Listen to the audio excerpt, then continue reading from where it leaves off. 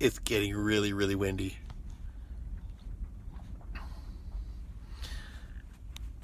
It started out with the weather report saying we were going to have, 15-mile-an-hour winds.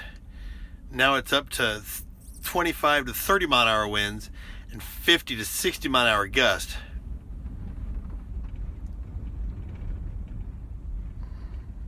We are quickly approaching the point of going from scary to frightening.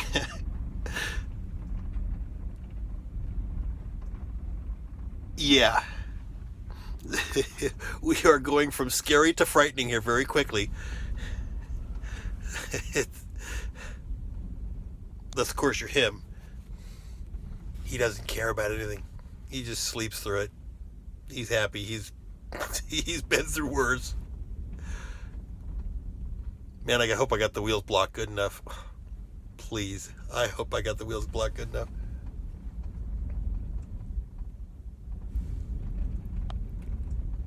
Wow. All that noise you hear is just everything. It used to be the flappy tarp thing over the slide out was making noise. A piece of rope and a PVC pipe, fixed that, got it pulled down nice tight. Now it's quiet as can be.